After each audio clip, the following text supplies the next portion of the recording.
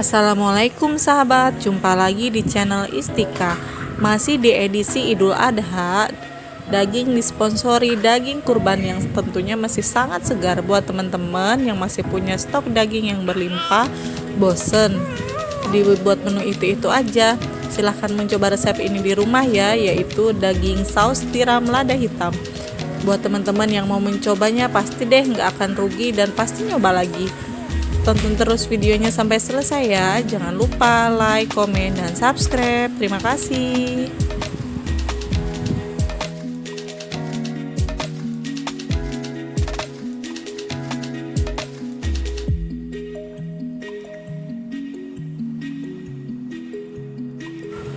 Untuk bahan-bahannya di sini aku ada 500 gram daging sapi yang udah dipotong dan dicuci bersih.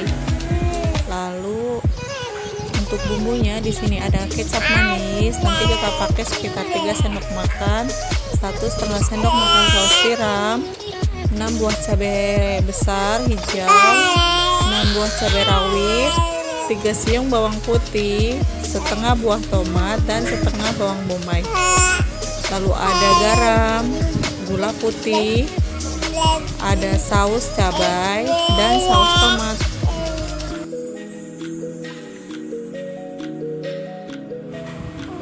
Pertama-tama di sini aku potong-potong terlebih dahulu, potong kasar bawang bombaynya. Lalu aku potong juga untuk bawang putihnya.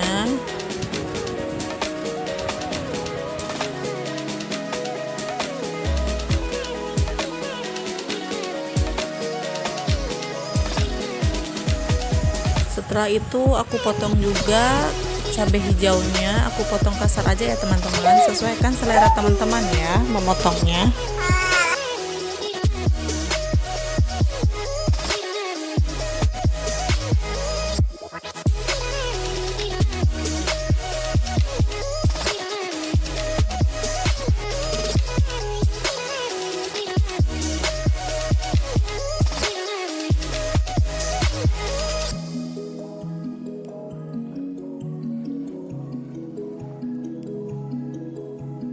Setelah semuanya dipotong-potong, di sini akan aku panaskan margarin, 2 sendok makan margarin. Aku pakai api sedang ya teman-teman, api sedang cenderung kecil. Biarkan margarin sampai mencair. Lalu kita aduk seperti ini.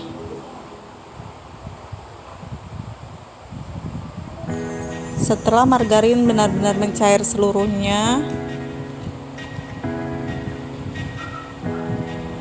aku masukkan terlebih dahulu bawang bombaynya ya teman-teman. Lalu kita aduk-aduk, tumis bawang bombaynya sampai sedikit layu dan keluar aromanya.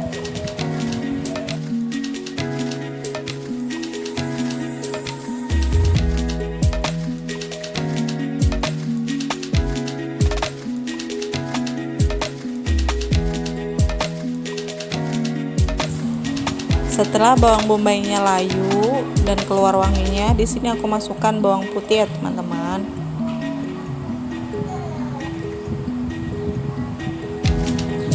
Aduk-aduk terus seperti ini sampai bawang putihnya juga sedikit layu.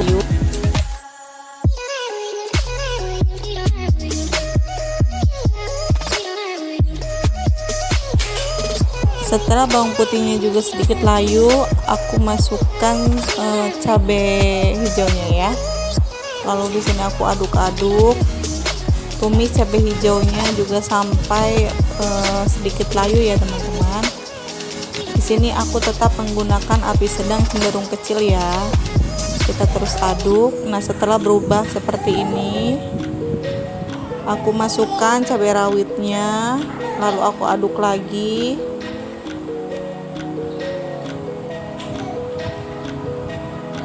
Setelah beberapa menit, aku masukkan juga tomatnya. Lalu aku aduk lagi. Tunggu tomatnya sampai sedikit layu ya teman-teman. Sambil terus diaduk ya, supaya matang merata.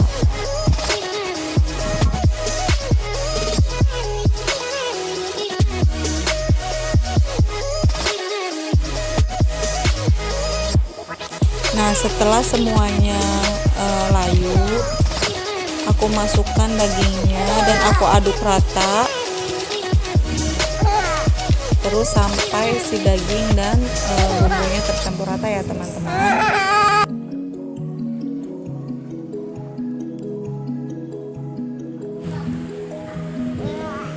Nah, aku akan tutup dan tunggu sampai airnya keluar dari dalam dagingnya atau si daging mengeluarkan air ya teman-teman.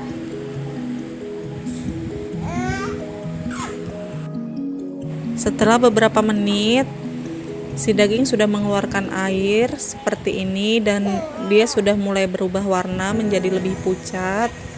Terus kita bolak-balik dan tunggu lagi sampai daging benar-benar mengeluarkan airnya. Sambil terus kita bolak-balik ya teman-teman. Di sini kita tetap menggunakan api sedang cenderung kecil ya teman-teman.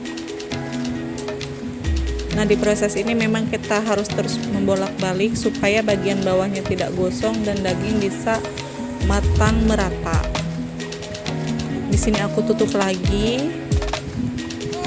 Nah, di sini si daging sudah benar-benar mengeluarkan banyak air ya teman-teman. Terus kita bolak-balik.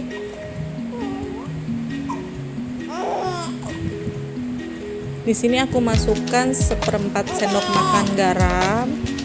Maaf ya teman-teman, ada suara anakku. Lalu 1 sendok makan gula putih.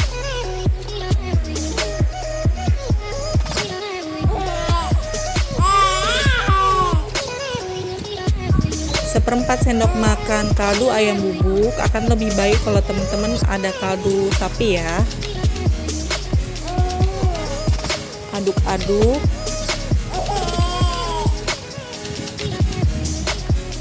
Setelah itu aku masukkan 1,5 sendok makan saus tiram. Kalau teman-teman ada wijen, teman-teman bisa tambah minyak wijen kurang lebih 1 sendok makan ya teman-teman. Itu akan menjadi lebih enak. Lalu di sini aku tambah 1 sendok makan saus tomat.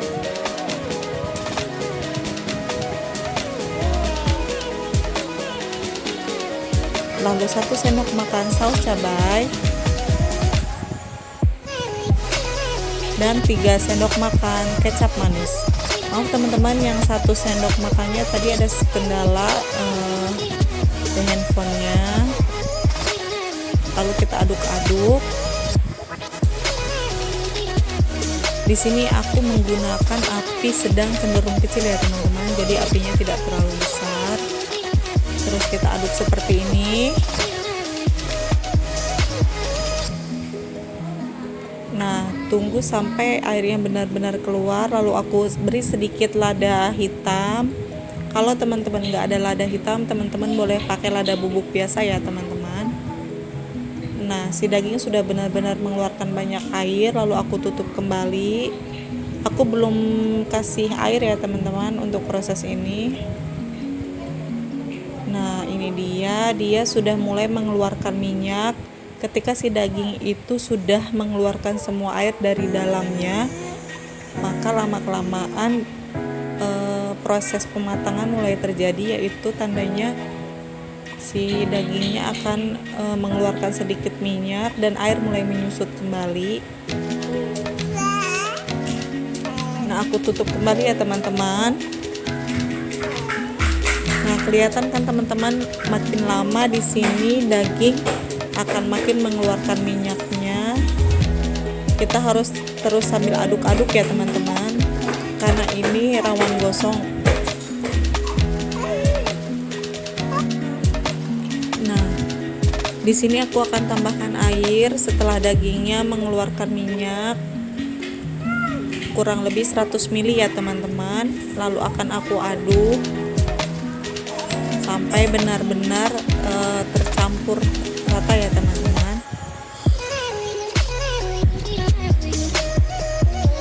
Lalu akan aku diamkan lagi sampai airnya menyusut kembali dan si daging mengeluarkan minyak. Nah, kira-kira seperti ini teman-teman, si daging sudah mengeluarkan minyak kembali dan si airnya sudah menyusut kembali ya teman-teman.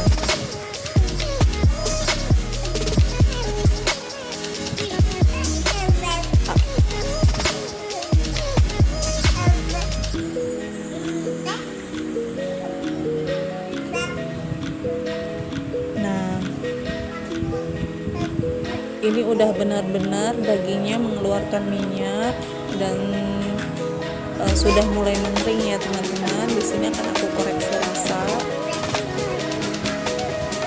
Sesuaikan manis, pedas, asin, gurihnya sesuai selera teman-teman semua ya.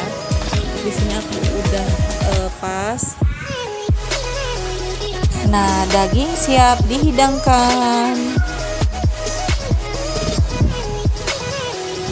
Kelihatan kan teman, teksturnya begitu empuk dan sangat kelihatan bumbunya meresap sampai ke dalam. Dengan memasak proses seperti ini, daging dijamin sangat empuk dan tidak memakan waktu yang terlalu lama. Pokoknya mantul banget. Buat kalian yang mau mencobanya, silahkan mencoba di rumah ya. Jangan lupa like, komen, dan subscribe. Ini dia tampilannya. Wow, kelihatan kan? Warnanya begitu pekat dan rasanya pasti enak banget. Bumbunya meresap sampai ke dalam. Pokoknya resep ini benar-benar recommended dan pastinya kalian mau mencobanya lagi dan lagi. Ini dia, selamat mencoba teman-teman. Aku coba ya. Copot, sorry. Tuh kan kelihatan banget.